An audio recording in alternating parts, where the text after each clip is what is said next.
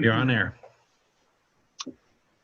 All righty then. I call the 2323rd meeting of the Milwaukie City Council to order. This meeting is being conducted by video conference. The public has been invited to watch the meeting on the city's YouTube channel, the Comcast channel 30 in city limits, or by logging into the Zoom video conference as an attendee. The public may submit comments in writing by email to ocr@milwaukieoregon.gov. There will be opportunities for the public to give oral testimony during today's meeting. When it is time to take public comment, staff will monitor the email inbox, the Zoom participant window, and the Zoom chat to see if anyone would like to speak. We will take comments in the order that they are received and seen. Spanish translation services are available upon request. The public is asked to request translation and other meeting accessibility services at least 48 hours before the meeting. If members of the public become disrupted, we will mute and remove them from the video conference. If that fails to stop the disruptions, we will recess the meeting and return within 5 minutes. If we are unable to continue, council will briefly meet off air to move unfinished business to the next council meeting. Okay. Please join me in the Pledge of Allegiance. I pledge allegiance to the flag of the United States of America and to the republic for which it stands, one nation, under God, indivisible, with liberty and justice for all.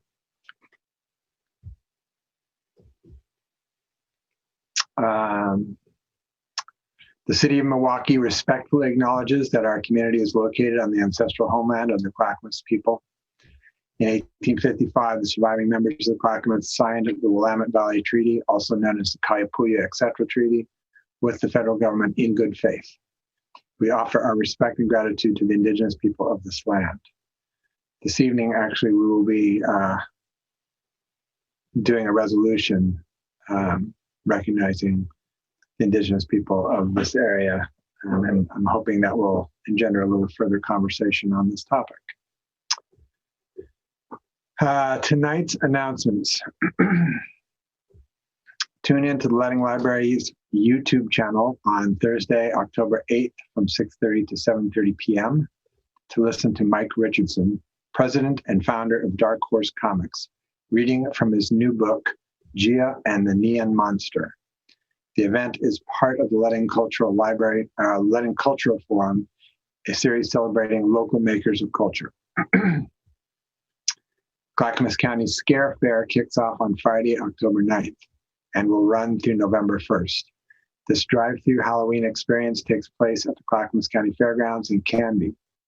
Milwaukee's own Davis Graveyard, along with other local talents, are working together to ensure that despite COVID-19, the sights and sounds of Halloween will still be available. The event runs from 7 p.m. until midnight.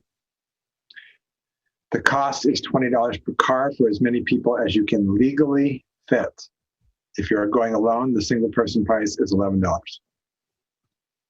The Milwaukie Police Department will co-host a prescription drug turn-in event on October 24th from 10 a.m. to 2 p.m. The event takes place at the Public Safety Building at 3200 Southeast Harrison Street and is drive-through only.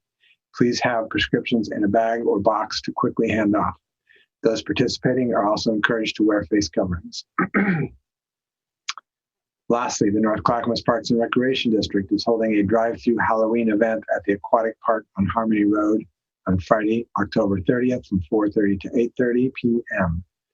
Boo Bash will include trick-or-treat goodie bags for all before a cruise through a not-so-spooky Halloween experience.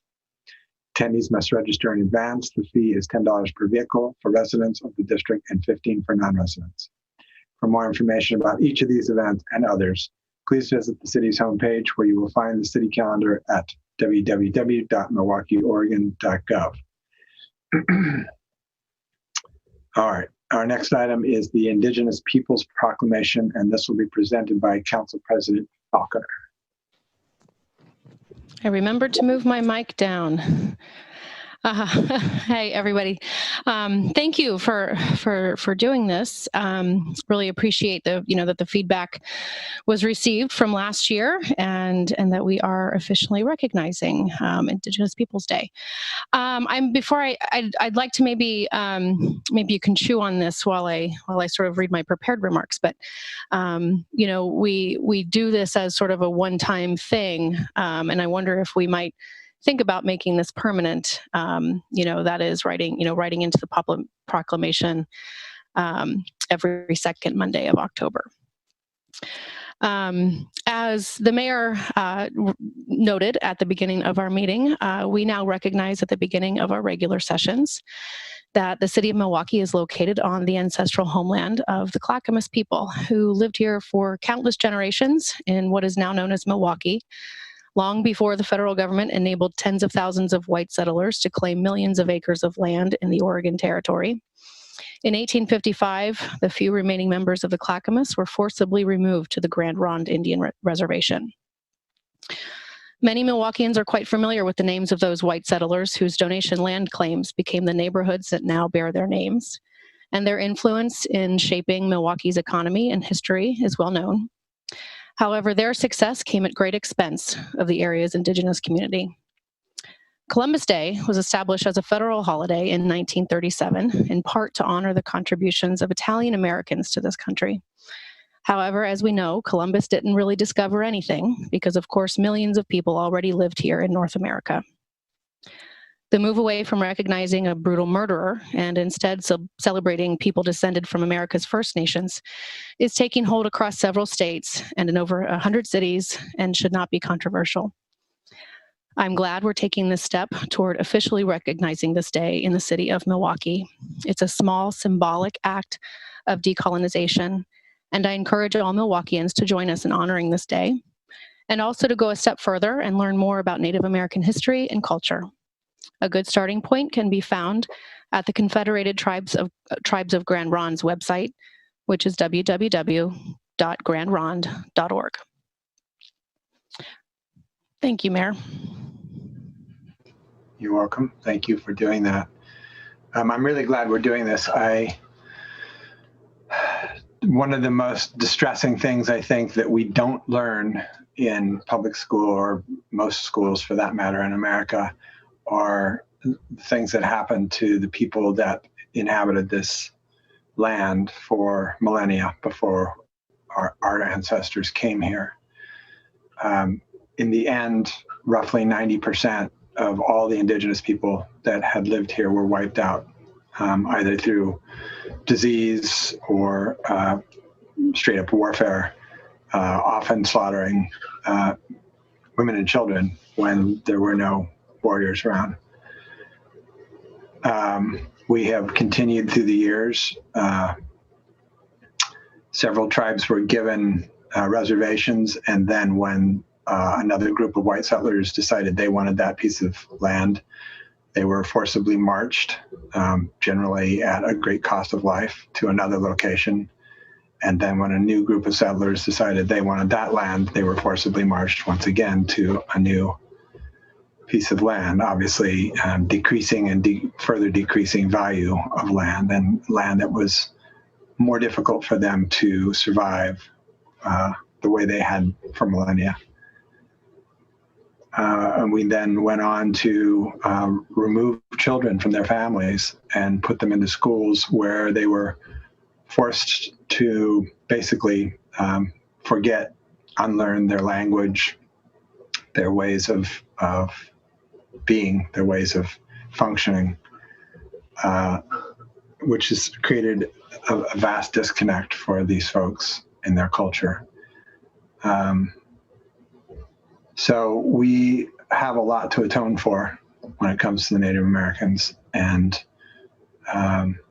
it's a discussion, just like Black Lives Matter, that needs to be front and center as we move forward, if we ever hope to have a country that is truly just. I will read the proclamation unless someone else has something they'd like to say. I just wanted to add that I agree with everything that's been said. And when we have these stories, I want to also share, when I know about them, ways in which good things are happening and ways in which we are beginning to address reconciliation. And the Portland metro area is home to the 9th largest Native American population in the country. It's not a huge percentage, but in terms of the population of the area, but in terms of the population of Native Americans in the metro area, it's big. And you see a lot of leadership showing up in that regard. And one of the really cool things that's happened in Portland is an affordable housing development that is specifically for Native Americans. And it was developed in partnership with the Siletz tribe. And it's just a really cool project. It's called Neskia Ilahi, and you can look it up online. There's been some pretty great documentation, but just wanted to take a second to say that there are ways, and we're starting to do them, and that's a really good thing to see. Anybody else? Okay. Whereas the city of Milwaukie recognizes that the indigenous peoples of the lands known as the Americas have lived on these lands since time immemorial. And whereas the city wishes to honor the fact that the community of Milwaukie is built upon the traditional homelands of the Clackamas people and affirms the legal rights of the 9 federally recognized tribal nations in the state of Oregon and all indigenous peoples everywhere. And whereas Indigenous Peoples Day was first proposed in 1977 by a delegation of Native nations to the United Nations, sponsored International Conference on Discrimination Against Indigenous Populations in the Americas. And whereas the city is committed to protecting and advocating for justice, human rights, and the dignity of all people who live, work, and visit our community, and to supporting the principles contained in the United Nations Declaration on the Rights of Indigenous Peoples, endorsed by the United States on December 16, 2010. And whereas the Declaration recognizes the rights of Indigenous peoples to the dignity and diversity of their cultures, traditions, histories, and aspirations, which shall be appropriately reflected in education and public information, and places an obligation on states to take effective measures in consultation and cooperation with the Indigenous peoples concerned to combat prejudice and eliminate discrimination, and to promote tolerance, understanding, and good relations among Indigenous peoples and all other segments of society. And whereas the city wishes to recognize the second Monday in October as Indigenous Peoples Day as an opportunity to reflect on the ongoing struggles of the Indigenous peoples of this land, to celebrate the thriving cultures and values of the Indigenous peoples of our region, and to stand with Indigenous peoples everywhere. Now, therefore, I'm Mark Gamba, Mayor of the City of Milwaukie, a municipal corporation in the County of Clackamas in the state of Oregon, do hereby proclaim October 12th, 2020 to be Indigenous Peoples Day in Milwaukie.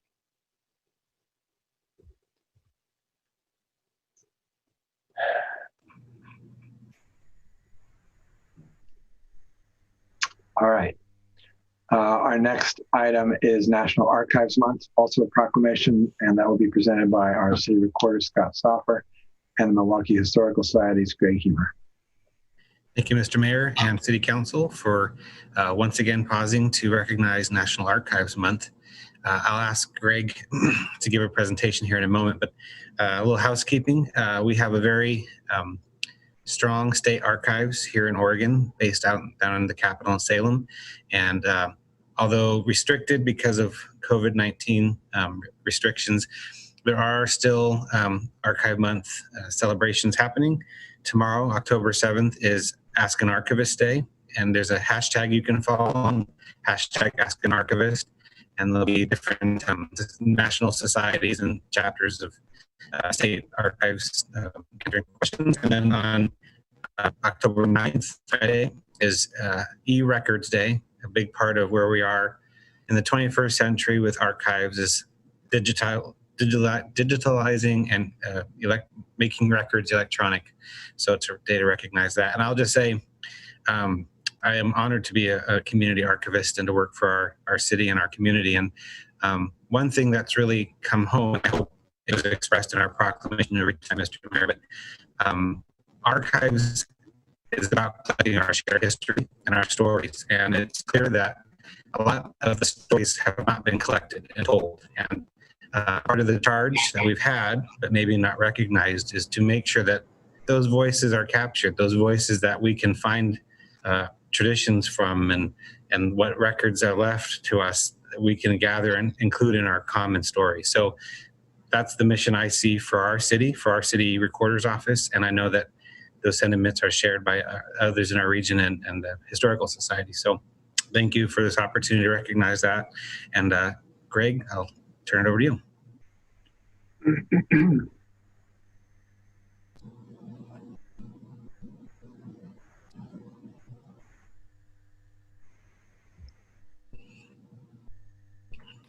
Thank you, Scott. And I'm going to share one little archival piece that I found out the other day. So Reverend Rockwood, who was the leader of the First Congregational Church, which still stands on 32nd and Van Water Avenue. His wife is the one that actually was the first one to plot Ardenwald. He is actually memorialized. He was a Union pastor for the 8th Regiment of the Colored Army, and he is memorialized on the African American Civil War Museum plaque A20, I believe it is, A220. And so he is recognized there. So we find out new stories every single day. This is one that we just kind of connected a couple of weeks ago. So that is part of the Ardenwald's adventure story, and that is highlighted in there, which I'll be talking about soon. So, Mr. Mayor, City Council, City staff, and fellow residents, Milwaukie Historical Society, owners and operators of Milwaukie Museum, located at 3737 Southeast Adams Street and closed until February because of coronavirus, celebrates along with our wonderful partners, City of Milwaukie Archival Month. Over the last year, Milwaukie Historical Society has had challenges but also successes. We had 75 people to our Black History celebration at Ledding Library. We have done some replenishing of our grounds and have taken the opportunity to work on projects behind the scenes that we could not do if we were open. We have been working closely with Clackamas County Heritage Council on special projects as well. We look forward to the future as the organization grows and residents of Milwaukie celebrate not only the great present of today, but our important history, not only in the state, but the nation. Our city recorder's office is second to none. Scott, Hannah, and Amy spent countless hours preserving our city's records based on your decisions. Milwaukie Historical Society strives not only to complement the work of the city recorder's office, but relays the stories of people, cultures, businesses, and events that shape Milwaukie not only from the past, but the present of today. We enjoy our relationship with City Recorder's Office and the ease of working together to share information and provide each other with platforms to distribute the information to our residents. We know today archives are so much more than documents, but the information provided from social media to video recordings to even the written word. Milwaukie Museum houses the world's largest collection of artifacts, photographs, and documents about Milwaukie, Oregon, although the city may be close. Our collection has countless artifacts related to the past of Milwaukie, and our Claire Kuppenbetter Research Library has countless documents and photos of the days gone by. Soon, Ardenwald Adventures, an interactive walk around Ardenwald neighborhood, will be available on our website. Just like Lots Loop, it features stories at certain stops that you can find by using your mobile device. Even though Milwaukie Museum is second to none, we have taken strides to ensure our archives will be viewable and accessible to the public in a comprehensive way. In 2019, we created a collections committee led by Mark Hurlbert, our curator, with Jesse Tremblay and Haley McCoy. They created a new policy for archiving, donating, and preserving our collection into a simpler computerized system where the public will benefit from seeing more of our collection. They will create traveling trunks where artifacts can be displayed at public venues, not only for the residents to enjoy, but also making sure that by leaving the museum, the artifacts will be accounted for and ensured they will be preserved for future generations. We have also created a home history program. For a nominal fee, we'll do research on your home, providing you with information of past owners from DLC to current occupants. The documented research provides home occupants the history and a real-life connection to their homes past. One of you may have received this wonderful document and appreciate the hard work and dedication the information provides. 2020 was the best year ever. Well, at least for archival history. It is very rare when you look at a year in review and see that any single event had an impact on the future. Well, 2020 has, and probably still will, provide historic moments. We all know COVID has changed our year and our lives. Opening our beautiful lending library, which happened in January. I know it's been a long time, but it happened in January. And we had Milwaukee's largest sit-in at Milwaukie Bay Park, speaking about racial equality. And for the first time, City of Milwaukie has people of color running for city council. We are also trying to complete our archives. Milwaukie Museum is still working on our project entitled Milwaukie 2023. Milwaukie 2023 will help us celebrate the 120th anniversary of our city's incorporation. The project's objective is to collect oral histories from the older generations or generational families from past decades that may be lost by time. By the time of Milwaukee's 120th birthday, Milwaukie 2023 will have captured these stories, either written or videoed, and will create a presentation as a story about Milwaukie. Please let us know. Email us at milwaukee2023@gmail.com. As you can see, our archives mean a lot to preserving our city's history, whether it's recorded history from the City Recorder's Office or from Milwaukie Historical Society. Preserving these records benefit not only ourselves today, but to future generations of Milwaukie. Now, Mayor Gamba, if you could please read the proclamation.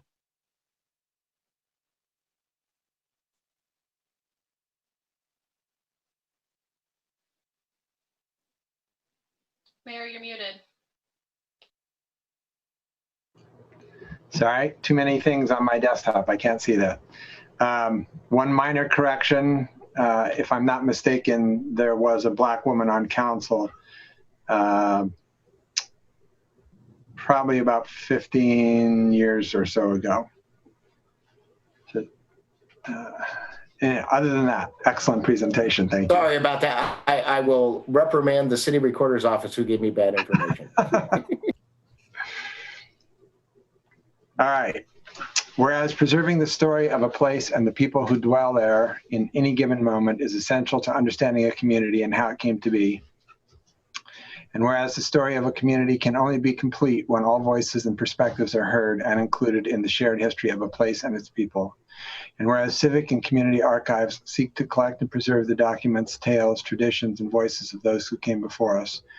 And whereas civic and community archives could not exist without professionals and volunteers who work tirelessly to preserve the voices of a community. And whereas Milwaukee's shared history is carefully preserved by the Office of the City Recorder and the Milwaukie Historical Society, who recommend the proclaiming of National Archives Month as a reminder that the events of yesterday and today must be documented to better inspire a more perfect future for all residents of our community, regardless of age, race, gender, orientation, income, or beliefs. Now, therefore, I, Mark Gamba, the Mayor of the City of Milwaukie, a municipal corporation of the County of Clackamas and the State of Oregon, do hereby proclaim the month of October 2020 as National Archives Month in the hope that all voices may be appreciated, recorded, and preserved for the betterment of all. Thank you, Mr. Mayor. Okay, our next item is another proclamation. This is the night of the proclamation. Community Planning Month, which will be presented by our assistant planners, Mary Ebeling and Janine Gates. Yes, thank you all. Let's see if I can. Scott, I think you'll need to let me share my screen somehow. But in the meantime, yes, welcome to Community Planning Month. We do this about once a year, as you know, and we decided to have the two of the younger planners do it this year. I've been at the city for 4 years, and Janine's only been here for, what, a month now? Is that right, I Janine? think we're like on 6 weeks now. Oh, 6 weeks. new. Okay. Yes. Yeah, she's an expert already. So let me share my screen here. All right. Okay, so we made a quick presentation for y'all. Again, it's National Community Planning Month by the American Planning Association, and we're going to go ahead and just give a little brief introduction about what planners do in the city and how we provide good services for the community, as well as how we communicate with the community. So go for it, Janine. This slide is talking about how the city of Milwaukie is community. As a new employee, I received so many emails from individuals asking, can they have 15 minutes of my time to introduce themselves? And when I walk around City Hall and JCB, people were just very, very kind. And I saw that as a way of us building community internally, and that feeling so comfortable, I knew that we were doing it externally as well. Great. This slide is talking about we build community in ways that we do that with Planning Commission and having them be involved in different review types, as well as front counter office hours.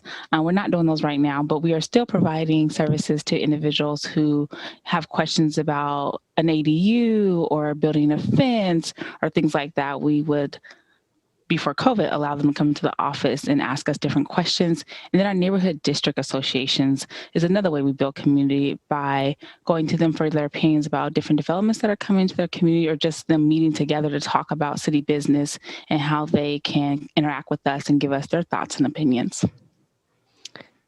Yeah, so I'll go on about the building relationships aspect of what we do, at least at the City of Milwaukie in the planning department. So we like to make sure that people know who we are, basically. So, we'll go to outreach events, or we'll do outreach at events like the farmers market. You can see there on the left the photo, one of our previous planners, David Levitan, at a concert at the park, kind of giving people a lowdown on some of our planning efforts that are going on. And we also are really great organizational partners with other entities, such as like the North Clackamas Parks and Recreation District. We sort of help facilitate the land use process for them in particular. And then same with other city departments. We have to help them also shepherd through the land use process, because it's sometimes not very intuitive. And so I think Layla's on the call as well, but she can definitely say that about Letting Library for sure. And then we like to create community and build relationships with the actual Milwaukie community. So we want to educate the community on land use planning. It's, like I said before, not intuitive at all, but we want to try and make it as intuitive and easy to understand as possible by holding like Planning 101 classes. And we even recorded one because it had to be through Zoom. So it's on the YouTube channel if you want to check it out and learn more about planning. But that makes it easier for people to come and talk to us. They know our faces, they know our names. If they see an issue, if they have an issue with something, we want them to talk to us about it. We are the facilitators of a variety of different ideas, thoughts, and we need people to tell us what they think to help us kind of create better plans that meet the needs of everyone in the community. And so as you can see here, I'm not going to list it all because a lot of you already know what we did for the comprehensive plan outreach, but we reached at least over 500 community members with that process, which was really great. And it was one of the first times I think that we really, really tried hard to meet people in the community that have historically been left out. And we as planners need to be doing better about that. And so again, reaching 500 community members is great, but there's still a lot that we can do. And we've already needed to adjust just based on the COVID-19 events that have been happening. And we already know that that's a barrier for people too. Not everyone can meet on Zoom calls. Not everyone has the time to do it. Not everyone has the ability or a computer to even do it. So we as planners need to kind of think about those things when we need to do outreach and when we need to talk to the community. We want to make sure that everyone is being heard and that we are making it the most equitable and just kind of community for everyone. And that's all I had in terms of what we as planners do in the city. If anyone has any questions or comments, you're more than welcome. Lisa? Yeah, I just wanted to ask or suggest, and I imagine Layla's on top of this, but with Denny's departure and a new planning director, I didn't want it to fall through the cracks. I do hope you guys are putting in yourselves for the state APA awards for the comp plan work. I think you should be winning an award for all the work that you did on the comp plan. So I hope you're putting in a nomination for that. Well, we got to keep it up. We got an award for the vision process, so might as well go for it for this one too. Next up, the housing code work. Yeah. Good. Anybody else before I read the proclamation? All right. Well, thank you, Janine and Mary. Great presentation. I think a lot of people don't understand what planners do, so it's always good to help them understand that every now and then. Yeah, I'm glad to know the Planning 101 is online, and I think that wouldn't be a bad thing for the city to promote on Facebook at some point. Just making that people know where to find that. Yeah. If one thing about Zoom is you can record things, which makes it really easy to let other people see afterwards if they couldn't make it. So that's great. All right. So, whereas community planning provides a wide range of benefits, including opportunities to evaluate and manage the constant change that affects cities and the region in a way that provides better choices for how people work, play, and live. Involve and empower residents, students, workers, and business owners in making choices that determine the future of their community, and educate public officials and the community members so that they understand, support, question, and demand excellence in planning and plan implementation.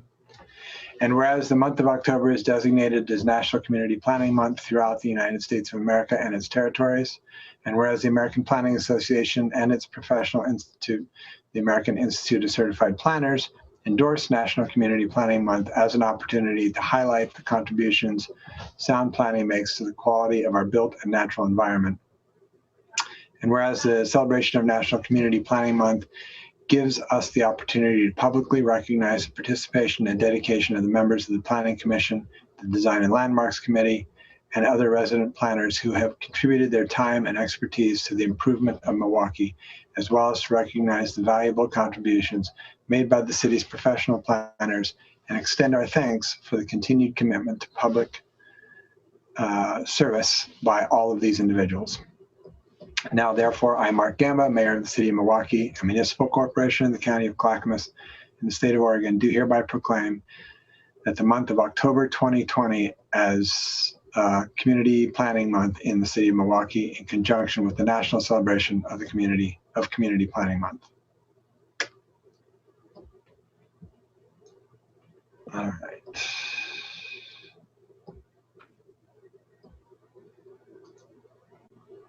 And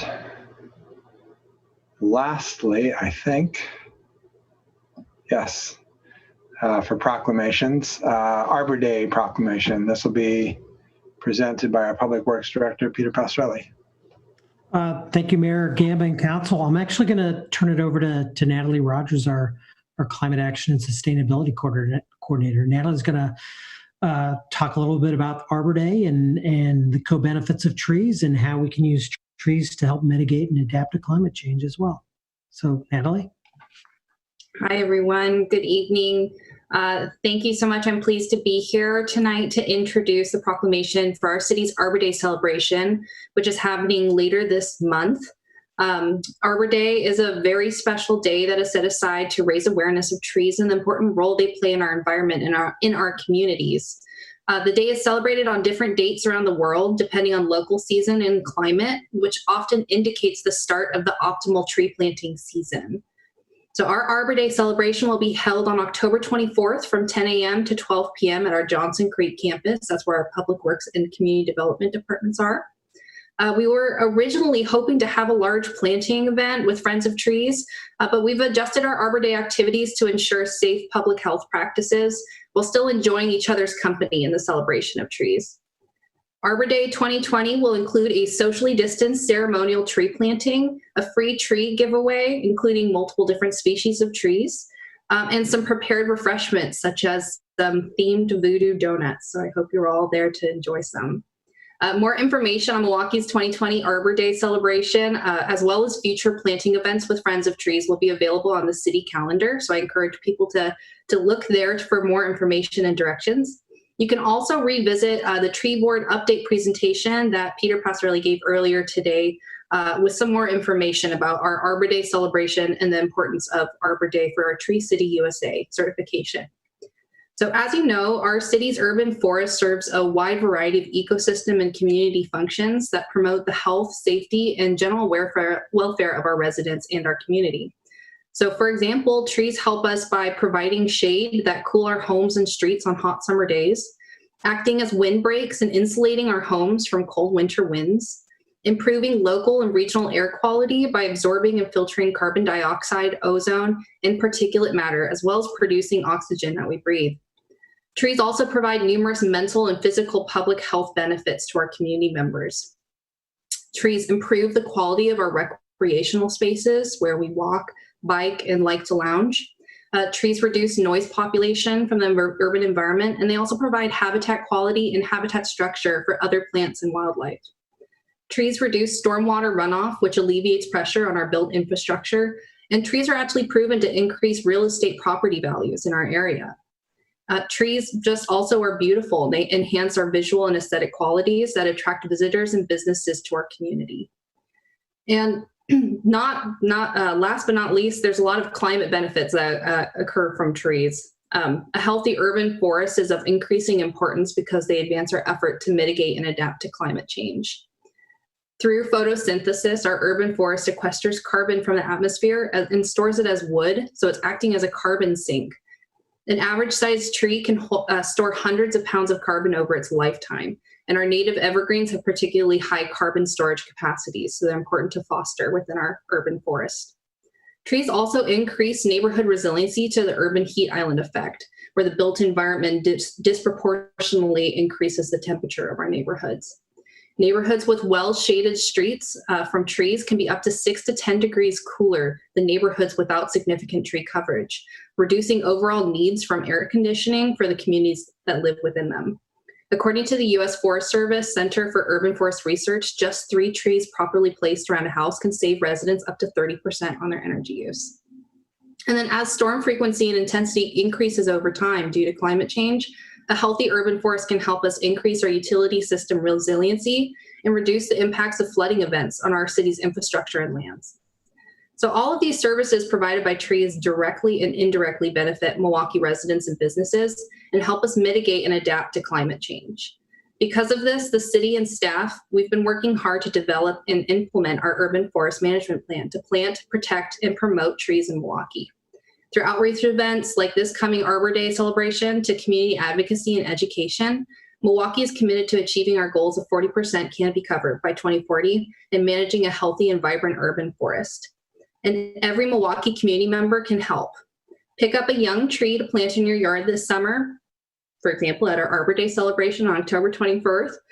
Encourage your landlord or property owner to plant trees on site, and support local restoration organizations through volunteering at events when they can occur. And after all, the best time to plant a tree was yesterday, and so the next best time is today. Thank you.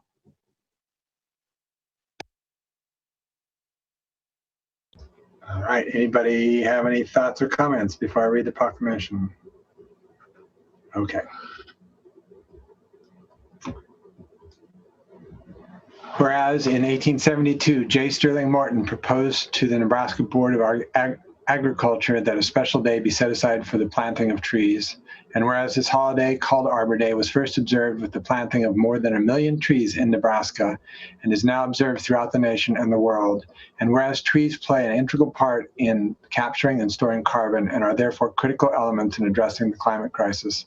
And whereas trees can reduce the erosion of our precious topsoil by wind, water, and cut heating and cooling costs of residential and commercial buildings, moderate the temperatures of increasingly developed and warming cities, clean the air, and provide health benefits for the community, produce life-giving oxygen, and provide and improve habitat for fish and wildlife. Whereas trees in our city increase property values, enhance the economic vitality of businesses and business areas, and beautify our community. And whereas trees, wherever they are planted, are a source of joy and spiritual renewal.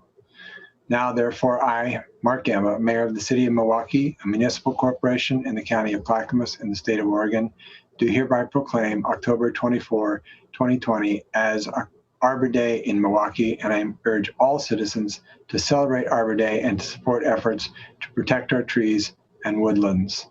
And I further urge all citizens to plant trees to mitigate climate change and promote the well-being of this and future generations. All right. Thank you very much, Natalie and Peter. That was excellent. Appreciate it. Mr. Mayor, so before you move on, because that's the end of the proclamations, right? Before you move on to the next part of the agenda, I just wanted to mention that last month at our last meeting, we also had a proclamation about October being Bring Play to Milwaukie Bay month. And I wanted to just give an update on that campaign, which is the campaign that the Milwaukie Parks Foundation is doing to try to raise $50,000 for the nature play area in Milwaukie Bay Park. There are two main features of the campaign. One is a GoFundMe crowdfunding, and people can access that by going to the Parks Foundation website, which is www.milwaukeeparksfoundation.org. The other piece of the campaign is a way to support parks and support Milwaukie restaurants at the same time, which is dining out, where 4 Milwaukie restaurants are giving proceeds on a given day to the campaign. And that begins tomorrow with Cha-Cha-Cha. So all day tomorrow, whether it's lunch, happy hour, dinner, anything you spend at Cha-Cha-Cha, whether you eat it inside, whether you eat on their outside tables, whether you take it home, a 20% of your bill goes to Milwaukie Bay Park. So I wanted to encourage people to patronize Cha-Cha-Cha, one of our great longstanding downtown restaurants, and watch for others coming up later in October at Ovation, at Breakside, and at the beer store. So, Thank you. Mm-hmm. All right. Our next item is an extension of the COVID-19 emergency declaration, and this will be presented by our city manager, Ann Ober. The spacebar trick did not work. Nothing new. We're just expecting that this is ongoing. We listened to council's request that we extend this for more than just a few weeks or a month. So this is at 2 months, and this puts us into the winter. Okay. In that case, I would entertain a motion. I move to extend the emergency declaration related to COVID-19 through December 7th, 2020. I'll second. It has been moved and seconded to extend the emergency declaration related to COVID-19 through December 7th, 2020. Any further discussion? All those in favor? Aye. Aye. Opposed? None heard. It passes unanimously. All right.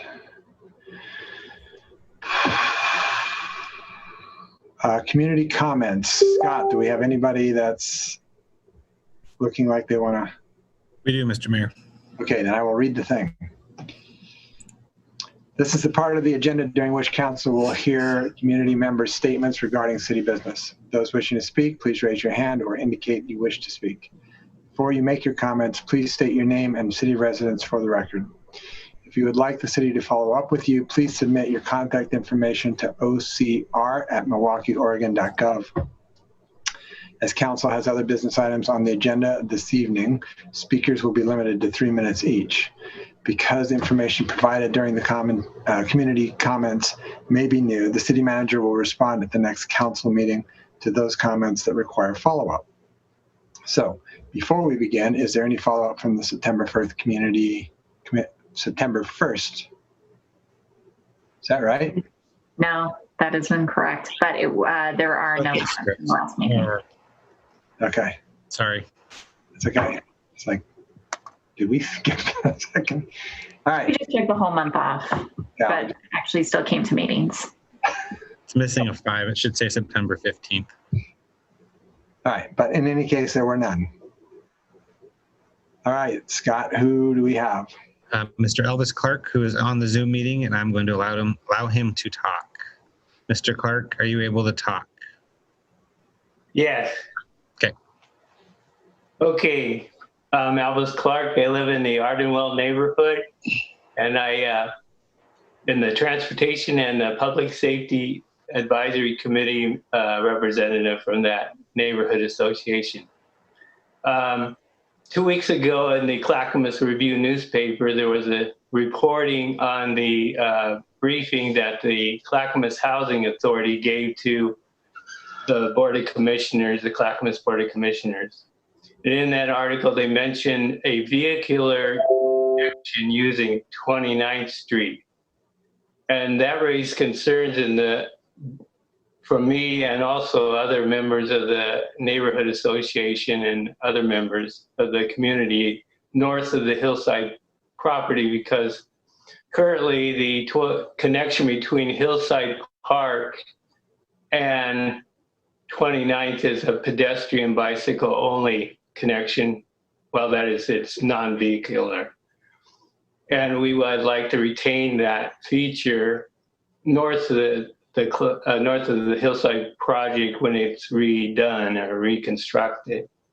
And I emailed the housing authority about what was meant by the connection to 29th in the reconstruction of Hillside. And they said that the north side connection would be, for their planning, it was to remain a bicycle and pedestrian only type of connection, except for the emergency vehicles. And so it wouldn't introduce a new vehicular traffic flow into that area north of 29th. Anyway, so it sounds like the city is the determining factor on the future of that connection with the reconstruction of the Hillside Park. And so some people voice concern, and they still don't believe that it will remain just a pedestrian and bicycle connection. And I included in the e-packet some pictures and photos of 29th, which you probably are well aware of. It's a very healthy street with activities of bicyclers and pedestrians, and even those like me that are outside, that live outside of that particular area on 29th, enjoy that pathway to, or the roadway to Springwater Corridor and the Orange Line, Tacoma Station, and also I go jogging on that too. So it's pretty important that we get some reassurance that we won't introduce a new traffic flow into that area. And that's what I had to say. Thank you. Anybody else, Scott? Mr. Mayor, I don't see. Check the email one more time. Nope. Okay. All right. Then the next item is the consent agenda. Tonight's consent agenda includes the minutes of the August 18th, 2020 work session, the August 18th, 2020 regular session, the September 1st, 2020 work session, and the September 2nd, 2020 regular session. A resolution appointing Shimron Tubman to the Public Safety Advisory Committee, a resolution acting as the local contract review board, authorizing a contract with Open Edge for merchant card payment services. Does any member of council wish to remove an item from the consent agenda? Yes, Mr. Mayor, I do. My apologies for the last minute, but I didn't get around to reading the minutes until our break between our work session and the regular session. And I would like to pull the minutes for the August 18th work session because I think there are a few things in the characterization of the discussion of Dogwood Park that I think need some clarification. So I'd like to pull those and revisit them before the next meeting. Okay, then would you like to make a motion? Sure. I move that we approve the consent agenda with the exception of the minutes of the August 18th work session. Second. It's been moved and seconded to approve tonight's consent agenda with the exception of the August 18th work session minutes. Any further discussion? All those in favor? Aye. Okay, I think that was unanimous. Opposed? Wave your hand wildly if you're still muted. Okay, it was unanimous.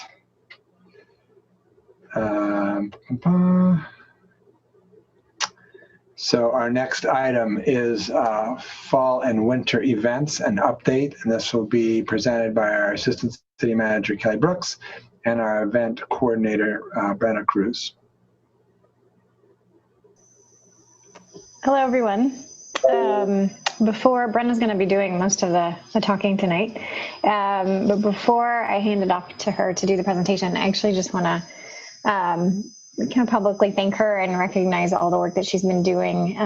Because when we hired Brenna to be an events coordinator, I was pretty sure you all would get to know her pretty well, pretty quickly, because you all come to all the events and you're really involved in those things. And the nature of 2020 meant that we didn't have those opportunities in the way we planned. But what I and the city desperately needed was someone who could get up to speed and get smart really fast on COVID and federal funding. And it turned out wildfires. And Brenna has done that over and over and over again. She watches the CARES funding like a hawk. She participates in all the different conversations that we need her to be a part of and helps us make sure that we're getting all of our information in at the right time. And so it's turned out that, as unfortunate as it has been to be in charge of events during a pandemic, I really think we couldn't have been luckier to have someone who passionately cares about public health and learning and caring about doing the right thing. Not only to help us navigate that as a city, but also to help us navigate that through the events. So before I let her talk, I just wanted to embarrass her and then hand it off to Brenna to kind of just walk through what she's been putting together and some ideas we have and about how to proceed. So before she starts, you did forget that she also helped us run all the listening sessions. She's also been an incredible gift to the equity work, has been working on contracting for all of that work, and I deeply appreciate her as well. Oh yeah, and she was actually at the Emergency Operations Center for the wildfires. We're like, hey, do you want to actually go be in the ESC? And she's like, sure. And so she, as a part of that effort, was actually helping coordinate donation centers that helped the entire area and was doing a lot of work, which no one really even knew that the city was participating in, but was making a difference there too. So we're lucky to have her. And with that, she tonight actually gets to focus on what was supposed to be her job. But unfortunately, it actually still involves a lot of COVID. So. Gee, what an introduction. Thank you. Good evening, everyone. Scott, I'm going to ask for screen share here. I believe I made you a co-host. Okay, perfect.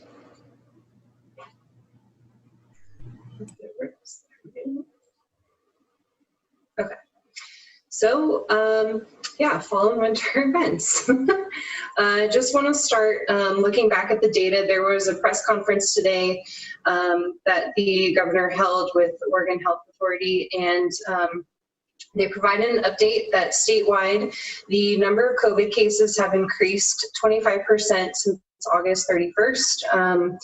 And we do recognize that due to just the magnitude of wildfires also happening around the state, and a lot of people sort of fluctuating their living situations and possibly going into evacuation shelters, and not having immediate access to testing. Some of the testing was sort of delayed, but also just anticipating all that fluctuation probably may lead to more positive cases in the future.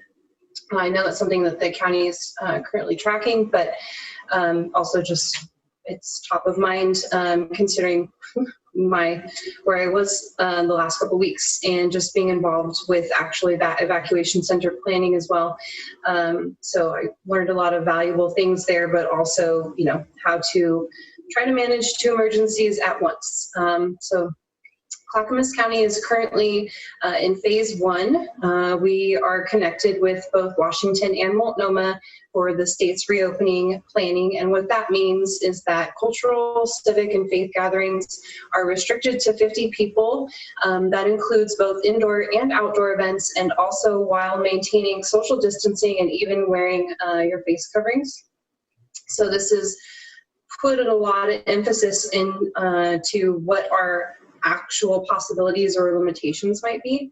And our two largest winter events, the Umbrella Parade and Winter Solstice, definitely would exceed that 50-person threshold. And so therefore had to make some real heavy assessments to look at modifying and or canceling those events.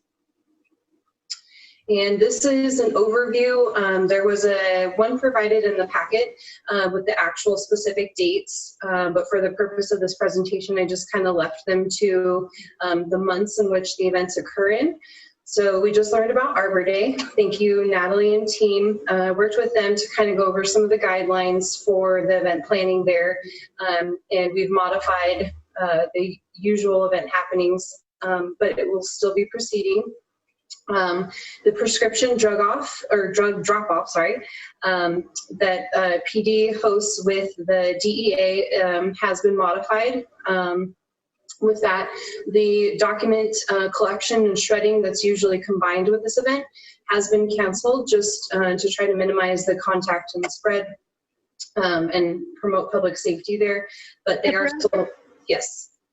Sorry, I didn't mean to interrupt you mid-thought. That's okay. Did you have a question? Well, I just had kind of a question and a comment. So those two events have traditionally been a spring event, not a fall winter event. They've usually been in April. And so I was curious as to what has prompted going ahead and doing one this year when we didn't, a drug drop off when we didn't do it before, Sure. in the spring. Yeah. So they are mostly led and coordinated by the DEA. So it was their decision that they were wanting to move forward with offering that and then scaling back the document shredding portion. Mm-hmm. So that is what they decided. We had postponed it just kind of indefinitely. And when they had proposed a date, PD came and said that this is when they would like to host it. Okay. All right. Thank you. Mm-hmm. And then the next one is the downtown trick or treat that's usually hosted by our partners at the DMVA. They have canceled that event. However, I've heard that they are still doing their pumpkin carving contest. So there's details around about that. And then the scarecrow contest that the city usually hosts in our front garden area. We partner with the Arts Committee on that, and we have decided to cancel that as well. And then moving into November, the leaf drop will still continue.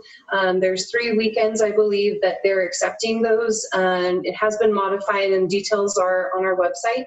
And then obviously the continuation of the special Thanksgiving farmers market. Those who have been visiting already know sort of the operations there of how they've been modified. And then moving into December, we have our annual special events. And these were, I was really, really hoping to have the opportunity to work on these. So I was excited about them, just the uniqueness that they are to Milwaukie. The Umbrella Parade and tree lighting has been modified and our suggestions will be following in just a second. And then we are potentially proposing canceling the winter solstice and Christmas ship viewing. So with our modifications to the umbrella parade, we are actually sort of, Jason and I were proposing, and we were just throwing out some ideas. And what if we did like a miniature umbrella decorating contest and could potentially use those as ornaments for a tree to be at City Hall. So that kind of brainstorming led to that. I posted a picture there. We have not decided on the actual size yet, but we are definitely leaning more towards, more handheld size.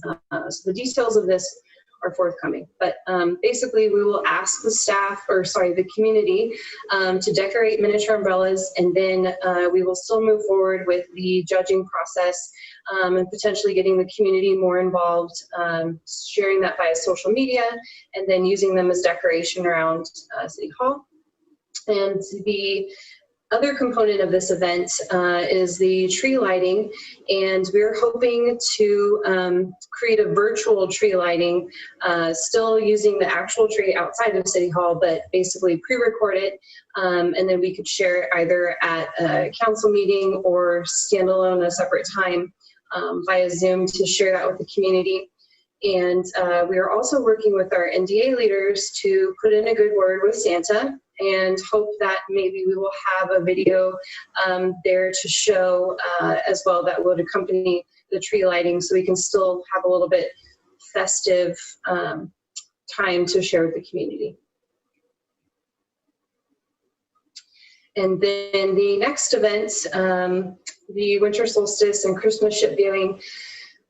So yeah, regretfully, our recommendation is to cancel this event just due to the gathering size restrictions and the inability to sort of capture the essence of this event via video, since it is really sort of about the in-person viewing of the ships. And so I don't know if you all have seen sort of over in Europe, they were creating these barricaded private like little viewing pods where people in concerts, and some of them restaurants have set them up for their patrons as well. I looked into trying to figure out if we could do that in some way, shape, or form, both using barricades and then possibly using some tents. And looking at the space that we have there in the park, it really came down to costs in terms of trying to pull together all of those materials. But also looking at how we would have this event equitably, because we would need to, just given that we would have a small number of those viewing stations, we would need to set up some type of registration, but also manage who would then be getting access to those.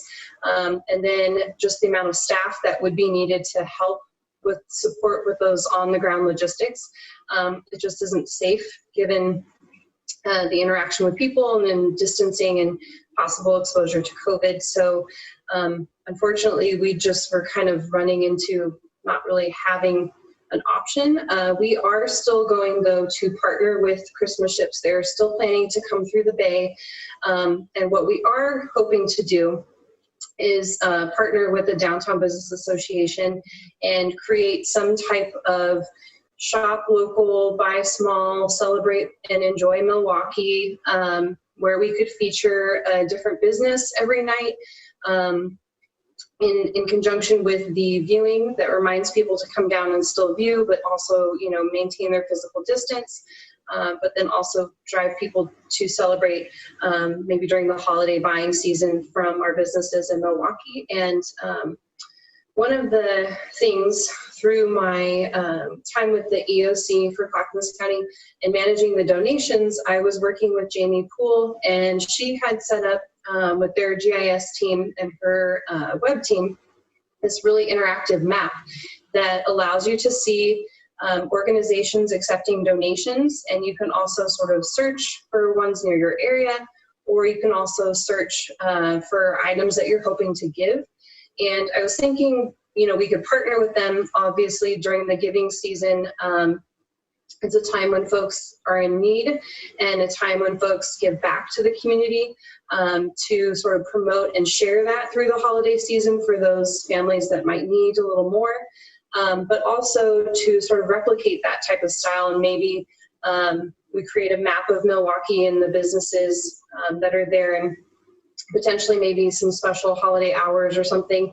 The map was very sort of, the businesses that wanted to be placed on it would register themselves, so there's not a whole lot of staff management time, but this is all some sort of ideas I've been mulling over as I've spoken with Allison from Community Development, and hoping to speak more in depth with the DMBA later this month to see if there's some opportunities for partnership there with them. And we're also exploring some ideas to maybe decorate a little bit more of downtown, to just try to give some vibrance and some holiday spirit to the downtown area.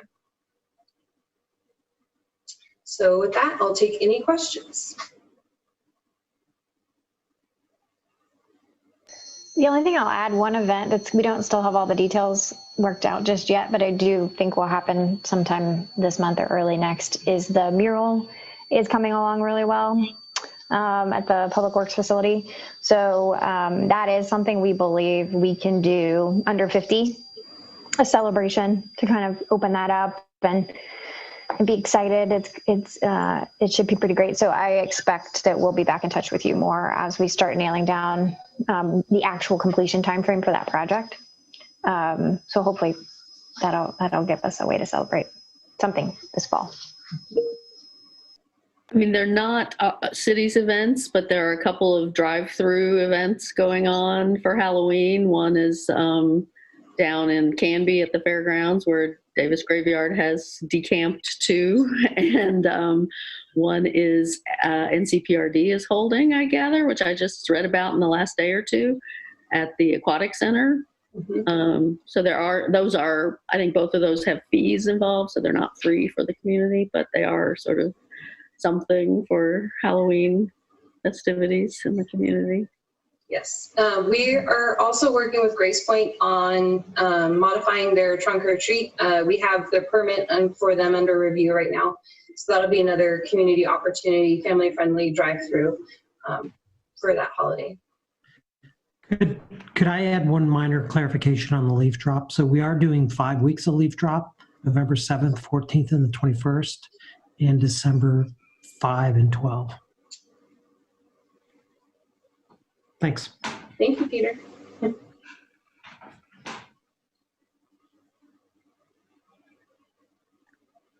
Well, I mean, it's very sad to be canceling all these things. I mean, as we said at a prior meeting, I didn't see any way we could do the solstice. That's just so many people. And I think it's great that you're working on a workaround to try and tie the businesses in. That was something I tried to do several years ago, was trying to get the restaurants to do to pool together and do a promotion of, come dine in downtown and see the ships. So, I mean, I think whatever you can do there is great. I guess I was hopeful that there was something more that could be done by way of umbrella parade. And I'm kind of in my head going, well, maybe neighborhoods could have their own umbrella parades, and stay under the 50 or something. But anyway, I get that, that's a lot more than 50 people. Yeah, it seems like a lot, but it's really not. It gets numbers add up fairly quickly. So. Well, I love the idea of doing the little mini umbrellas. I think that's really fun. I think a lot of us are going to be bored out of our minds and stuck in our houses, and keeping your hands busy is a good way to kind of dispel some winter blahs.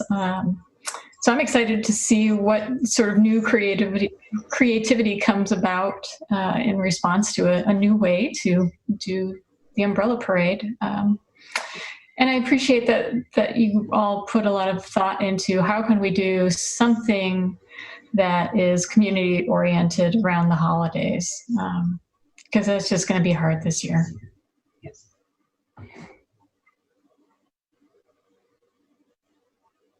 Well, go ahead. You're muted.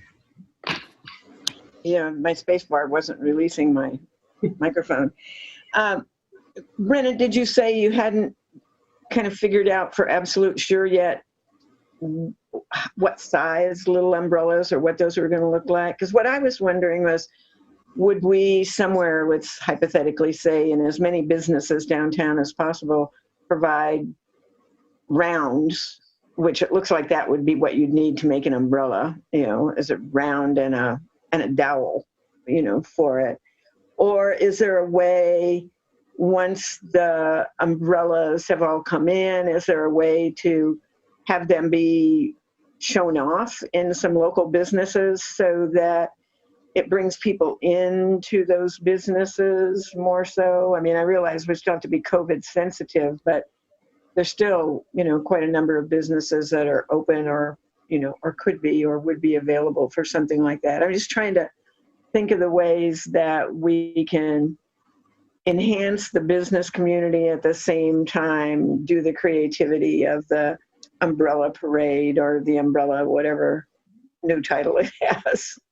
Yes, absolutely. And that's a really great idea and one I had not previously thought of. In regards to size, I found lots of different options. So the ones actually featured, those are origami umbrellas. So really, I don't want to, put any limitations on creativity. But yes, we all need to figure out size restrictions. And then if we are providing those types of supplies, but I can definitely look into that and understanding in terms of our support that we provide for the Scarecrow contest. Obviously, we would replicate some of that as well. Mm-hmm. Yeah. I wonder also if it's worth an outreach, and I don't know, it's just off the top of my head, to places that might have the kind of decor that people might need for that. Locally, I think of Kelly Keener's shop, maybe even the florist shop, those type of things. And then, of course, something like Michael's art supplies and stuff. But a way to have them provide some kind of discount for people that are working on umbrellas or something. The thing that strikes me with the regular umbrella parade is that even though we say we're good Oregonians and we don't own umbrellas, we know that most of us do, And so when we have the umbrella parade, people decorate this umbrella that they've already got at home. And of course, there's all kinds of different sizes and everything. But in this case, it's going to be charmingly different in that they're going to have the opportunity to kind of start from scratch. So it's kind of like, what does that basic scratch look like, and how much would it cost them to buy things small enough to go on very small umbrellas? Having done a lot of artwork in my past with, like, say, make Christmas ornaments, I can see some of the challenges that might be there, but some of the opportunities also. I think those are, I'm just going to jump in and say, I think those are kind of really good things for us to be thinking about. So I appreciate you raising them. I know that part of the inspiration from this potentially came from Jason, who you guys know was doing events before. He competes in the Soapbox Derby every year in Portland. And they did a mini one this year and then ran it on a mini course.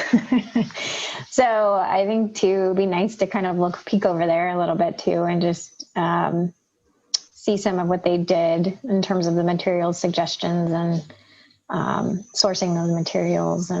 But actually, I guess it turned out pretty great. Like, people really enjoyed doing it. So. And they won a trophy. So he's a good person to ask. He won a trophy? Yeah.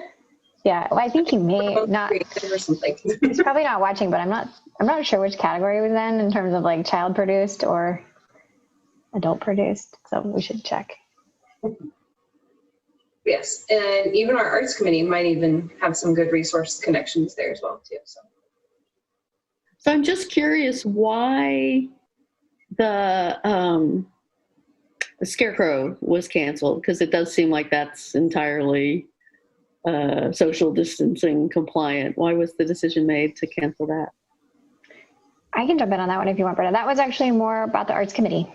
It wasn't us saying you can't do scarecrows. It was more about what do you want to do? And they had I think they were tossing around some other ideas, online crazy makeup tutorials, or I think they had some other things that were kind of sparking their interest. So it wasn't because we said it wasn't, you can do scarecrows, COVID. It was their choice. Yeah, it was their choice. Yeah. Okay, great. If I might mention one more thing that I just thought of was, I remember back when we did the Wichita Park opening, I think it was NCPRD, I'm not sure, but anyhow, one group that was there, it might even have been our neighborhood, got all kinds of fun stuff from a place called Scrap and had people make things. Are you familiar with that, Kelly? I see you nodding. Yeah, Scrap is, I think, I know of them in Portland. I don't know of all their locations, but they're. Yeah, that's where they got all this stuff. And I think it's possible that Elizabeth Stark might have helped them. She was the director of Scrap until this year. Yeah. Yeah. Okay. Yeah. And they just had this creative table where you could use any of that stuff and do anything you wanted and whatever. It was pretty creative and pretty amazing. I realize we can't do something like that at a table, but I'm just thinking of supplies that we could, somehow have available. I don't know. I'm not sure how much Scrap is open right now. Just as an FYI. Because accepting donations and getting people to the store to pick up there was a lot of COVID concerns that they were trying to address, and I don't know where they got to with all of that. Yeah, that makes sense, Kathy. Thanks for thinking of that. Yeah, I think they have some way of doing, at least last time I saw, they definitely closed for some months, but I think they're back to some sort of curbside kind of pickup kind of thing, but yeah. Limited access for sure. Well, I really appreciate Brenna doing this. Thank you, Kelly. Thank you to Jason and Jordan, who have been a key part of this team as well as we've been trying to think through this. And I'm really glad we're doing something. These have been really lovely events since I've been here, and I know my own daughter has been sad that they're on a new trajectory for the year, but interesting times. And I've been looking for our projects, as most of council knows. So this is a great opportunity for me to create something new, and I hope everyone in our community will join me. Yeah, go for it, Kelly. Oh, I just want to say thank you to you all for being understanding and for and your patience with us. Like, I know this is also very disappointing to you all, so I appreciate you kind of hearing us out and being a receptive group to modification. Well, it is what it is, right? And it won't always be this way. So we'll look forward to future stuff too.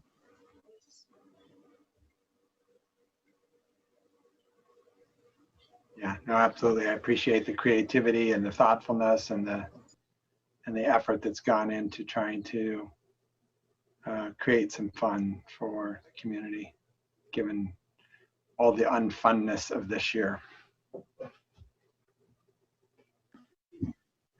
So, Mayor, I believe that is the end of our formal agenda, but I do know that Councilor Heisey is bringing a letter on, and I wanted to make sure we didn't close without talking about that. Okay. Would you like me to move on to that? Sure, if everybody's done, got everything said that they wanted to say? Okay. Okay. I will keep it fairly succinct. So we have had some exciting developments on the West Coast in that the Western Governors Pact, Western Governors Association, has been talking about a lot of issues. And we've known this, we saw this first with the COVID response, the agreement that the Western states would sort of act collectively in their response to the pandemic. And one of the most recent developments is that they have come up with an electric vehicles roadmap initiative.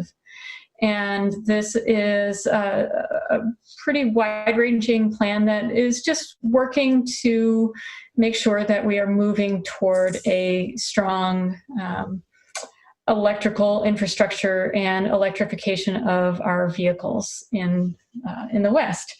And this is something that Kate Brown, our governor, announced that she was going to support, and we think that's absolutely wonderful. And then we also heard within the past month from Governor Newsom in California that he was going to say, we're just going to make it so that all new vehicles sold in the state of California by 2035 are electric vehicles. So effectively, he is raising the bar and saying, this is what we need to do, and we're going to do it. And as the 5th largest economy in the world, when California makes that kind of decision, it can really lead to some market transformations that are important in terms of helping to make electric vehicles affordable and to make them viable, because one of the barriers for electrical vehicle adoption is often just, where do you charge? And so we're thrilled to see that Kate Brown has committed to this really important piece with the Electric Vehicles Roadmap Initiative. And then this letter is both thanking her for that piece of leadership and then asking for the state of Oregon to also, and for her to then also join Governor Newsom in making that commitment to vehicle electrification and all zero emission vehicles by 2035. That's the background. And thank you to Natalie and Peter on this as well, because this was very much work that they did. I'm reading the link that we were sent to Governor Brown's statement, and it's not clear to me, is this limited to passenger vehicles? Is this also trucks? Is this also other vehicles? I can jump in here. So the executive order that Governor Newsom released did appear it was limited to residential vehicles for the 2035 mandate. However, I was pulling up a statement from California, and it says as of September 23rd, the Air Resources Board in California will develop regulations to mandate that all operations of medium and heavy duty vehicles shall be 100% zero emission by 2045 where feasible, with the mandate going into effect by 2035 for dryage trucks, which I'm not 100% what those are. But so it appears that they're looking at the medium and heavy duty, likely diesel vehicles, just to see where they can make those zero emission in the future. Yeah, I'm glad you asked that, because that was one of my questions too. I'm thinking about those big Ram trucks that all the guys like to drive. Yeah, it's going to be hard to get rid of those.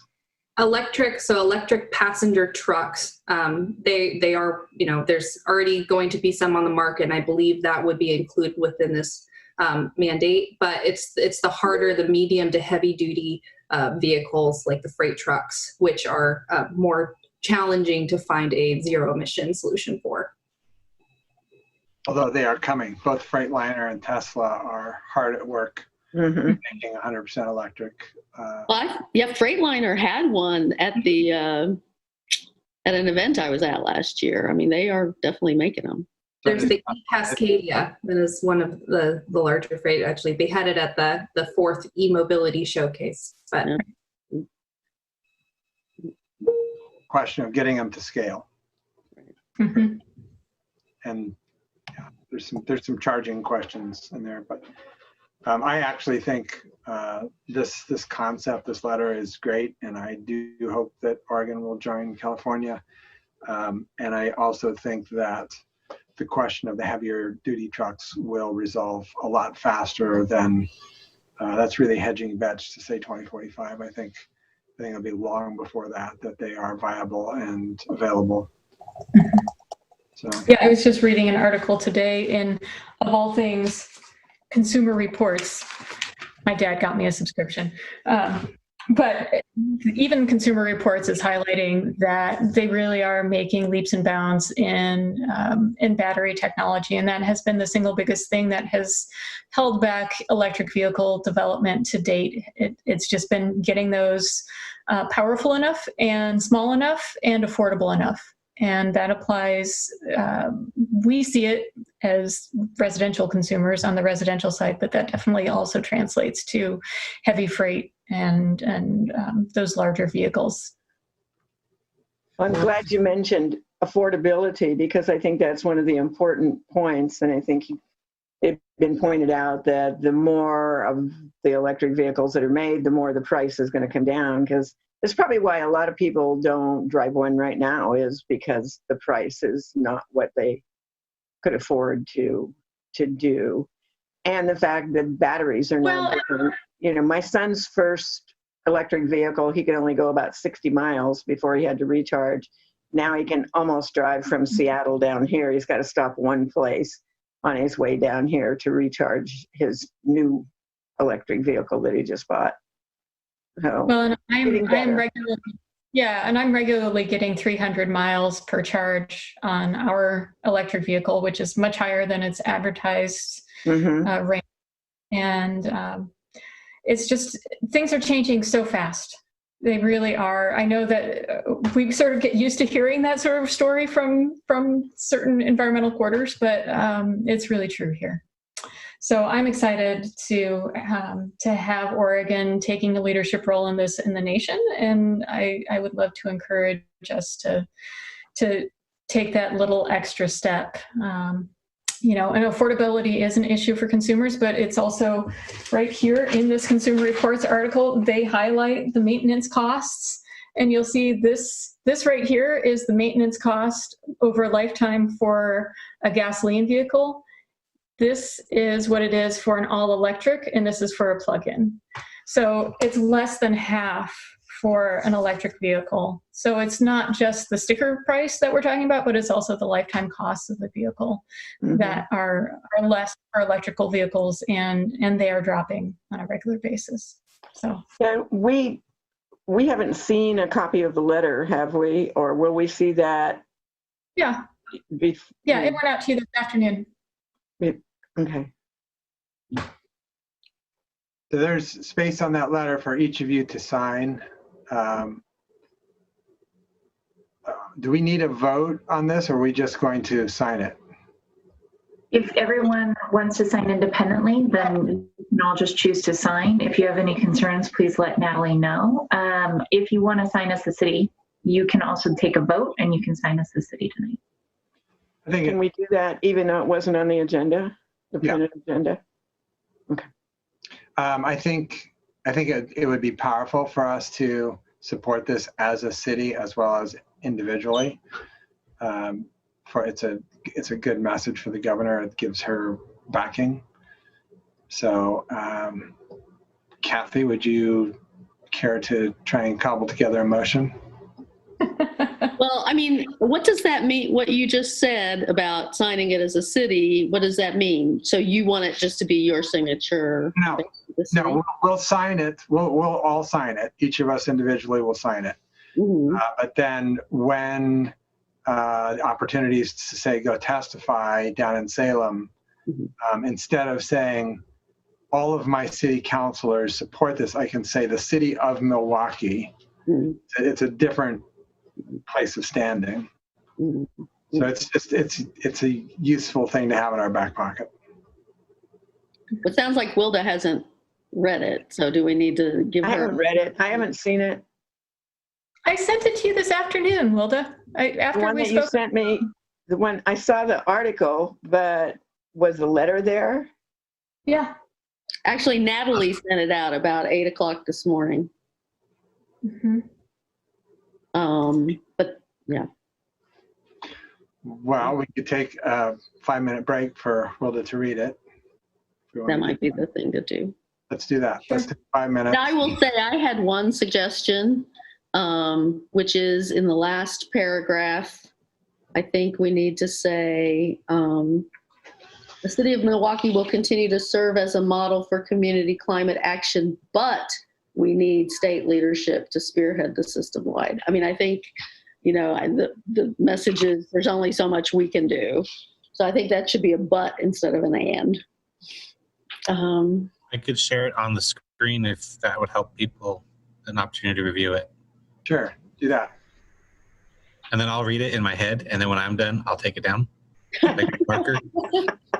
I'd also just like to add a minor thing, but by voting, I think it frees up if they want a logo, if they need a Milwaukie logo that can come along with. So that's all I wanted to add to that. Thank you. If I can find it to share it, I will. I have a version, Scott, if you would like me to share it. Well, I had it open, it just wasn't showing. Oh.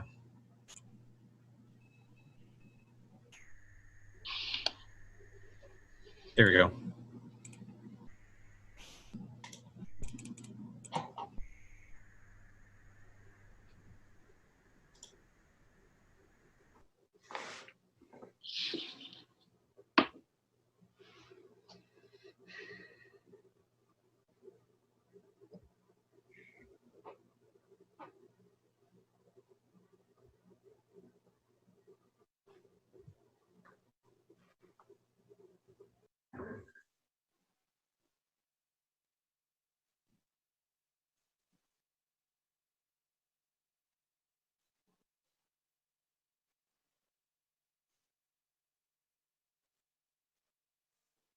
Is there more than what's showing up on the screen? Yeah, I was reading it to give folks time. And Oh, got it. Okay, thank you.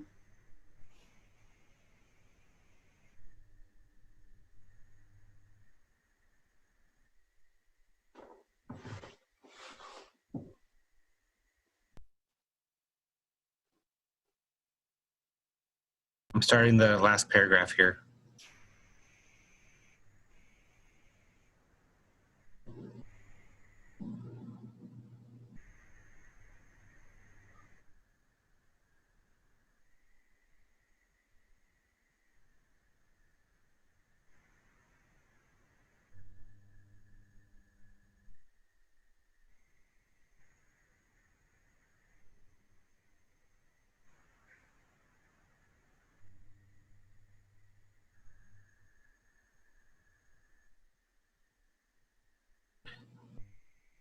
I'm gonna scroll to the next page.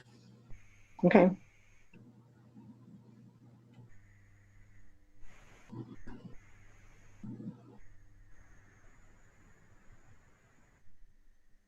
Okay. Everyone good? You want me to stop? I'm good. 3, 2, 1.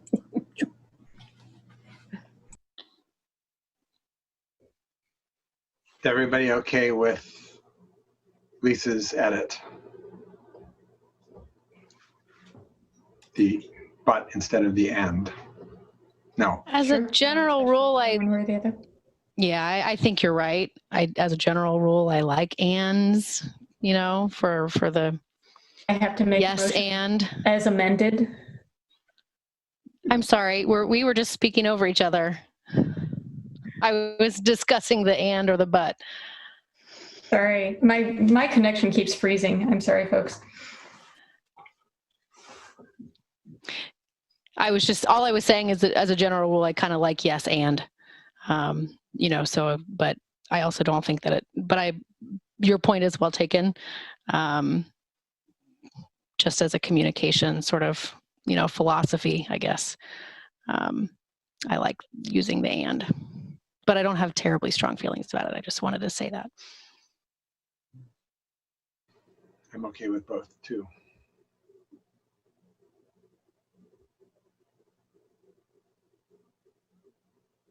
Rhoda? I'm good.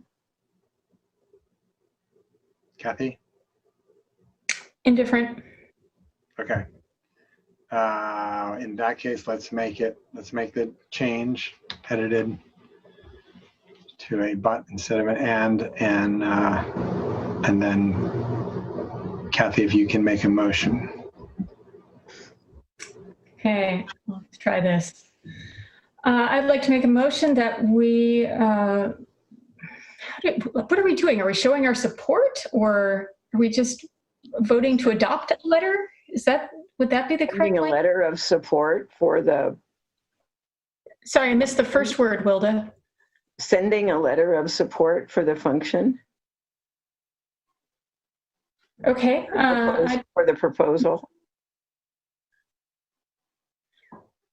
Boy.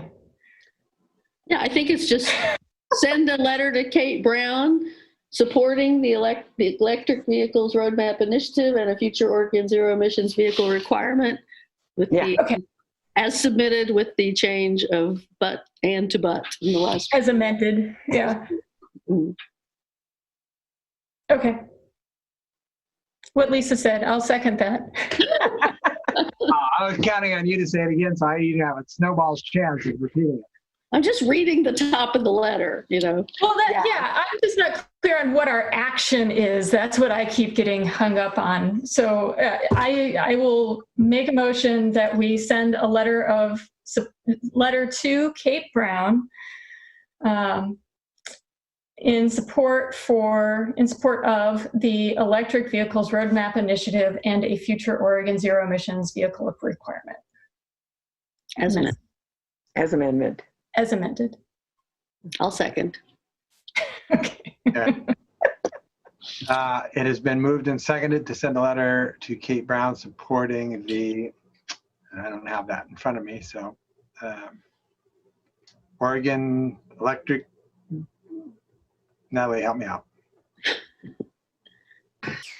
Well, the Oregon, or there's the Western Governors Association Electric Vehicle. Oh, no. Just read the subject line of the letter. Is it at the top of the letter? Yeah. So you just read? Okay, hold on, let me pull up. I have too many screens on my Word. I'm looking right at it. Do you want me to do it? Here we go. Support for the electric vehicles roadmap initiative and a future Oregon zero emissions vehicle requirement. What she said. Is there I'll drop it in. Discussion? That's all right. I don't think anybody's gonna. Do you want me to share my screen, which has it at the top of the page? Chat. She's got it in chat. Just read chat. Okay. It has been moved and seconded to send a letter to Governor Kate Brown in support of the electric vehicles roadmap initiative and a future Oregon zero emissions vehicle requirement as amended during the conversation in this meeting. Is there any further discussion? All those in favor? Aye. Aye. Opposed? None heard. It passes unanimously. Good job. People titles next time.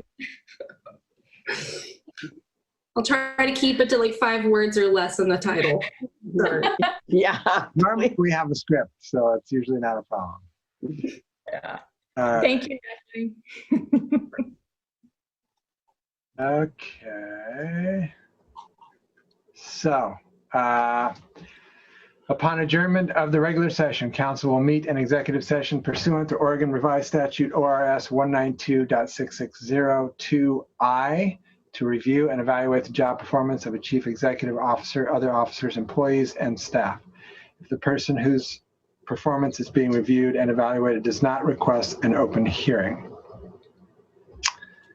So with that, I would entertain a motion to adjourn. So moved. Second. All those in favor? Aye. Aye.